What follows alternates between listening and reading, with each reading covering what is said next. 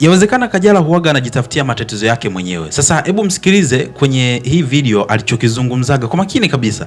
Alafu nitakuja kukwambia kwa nini mengi amekuwa akimkuta Kajala na kwa nini Harmonize amekuwa ni mtu fulani hivyo kubadilika sana, mara kuachana na Kajala, mara kurudiana na vitu kama hivyo. Sasa kabla sijakuwekea clip ya Kajala hapa, msikilize kwa makini. Naomba nikukumbushe, tumia sekunde moja tu, bonyeza neno subscribe hapo chini ya hii video, lakini pia like video, kisha kwenye sehemu ya comment utakuja kuniachia maoni yako. Hakikisha tumesubscribe kwa sababu yajayo yatakushangaza zaidi. Sasa msikilize kwa makini kabisa Frida Kajala kwenye hiki ambacho alikizungumza, alafu baada hapo narejea kwa ajili yako.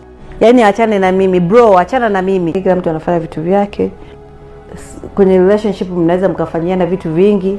Kuna vitu vizuri, vitu vibaya. Yaani bora at least kwenye kipindi ambacho tumeachana pale kila mtu yuko ana maumivu. Unajua vitu vikiongelewa ukasema it's fine kwa sababu kila mtu ana maumivu yake. Watu wanaendelea mishe zao, baadaye ugombane, yani utafute kiki na wanamuziki wenzio, utafute kiki na bibi hata pale siimbi.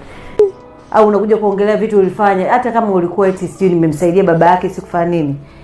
Sawa, ulimsaidia, ulifanya kwa mapenzi, kufosiwa, uliona kweli mtu ameingia kwenye tatizo ukasaidia.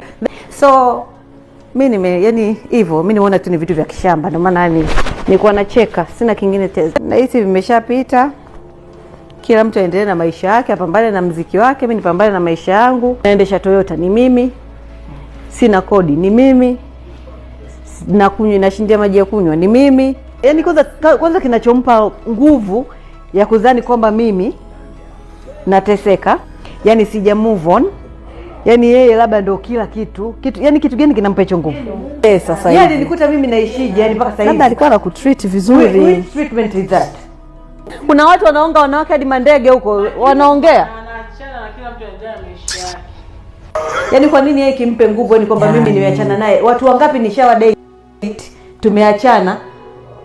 Yaani nije kupata stress kwake yeye. Tena watu wa maana. Inaonekana ni kitu fulani hivi cha kawaida sana ambacho Kajala alikizungumza. Sasa kama unakumbuka vizuri, hiki kitu alikizungumza katika kipindi ambacho alishakuwa ameachana na Harmonize, na alizungumza ni kama vile kwamba yani kwa hatua aliyokuwa amefikia haitokuja kutokea tena wakarudiana. Lakini finally baadaye wakaja wakarudiana tena. Sasa kuna tetesi kadhaa ambazo zilikuwa zinajirudia katika kipindi ambacho Kajala yupo kwenye mahusiano na Harmonize. Maana utasikia Harmonize amemiss mtu fulani alishawahi kwenye mahusiano naye katika kipindi ambacho tayari yuko na Kajala na vitu kama hivyo. Mengi yalikuwa yanatokea. Sasa watu watajiuliza kwamba kwa nini matukio kama haya Harmonize amekuwa akiendelea kuyafanya. Ni kwamba kuna wakati mtu unavyokuwa unazungumza itabidi wewe unaweka akiba ya maneno, kwa sababu vitu kama hivi imagine ambavyo Kajala alivizungumza mara moja tu, lakini vinaishi mpaka leo kutokana na kwamba teknolojia huaga inahifadhi sana. So unadhani labda Harmonize anavyokuwa anasikia vitu kama hivi kwamba huyu nije naye ndiye ambaye alivizungumza, unadhani anajisikiaje? Wengi wanasuggest kwamba hiki ndio kinaweza kuwa sababu kubwa sana ya Harmonize kuonekana kutokutulia, licha ya kwamba kurudiana kuachana na Kajala imekuwa ni mara nyingi zaidi, lakini wengi wanasema kwamba yale maneno ambayo Kajala huaga anayazungumza kipindi ambacho akiachana na Harmonize ndio ambayo yamekuja akimpelekea akiingia na kukutana na kilio tena hata katika kipindi ambacho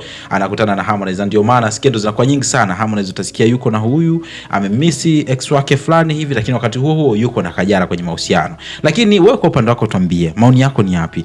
Hii inaweza kaa kweli ni sababu kubwa ambayo inamfanya Kajala anakuwa anapitia ups and down, au tuseme kuonekana kama kunyanyasika fulani hivi kipindi ambacho anarudiana na Harmonize kwa sababu ya hiki ambacho alikizungumza, au haihusiani kabisa kwa namna yote ile pale? Comment yako ni ipi? Tuambie kwenye sehemu ya comment hapo, lakini muhimu zaidi usisahau kusubscribe hapo chini ya hii video kwa ajili ya kupata updates kwenye video zijazo.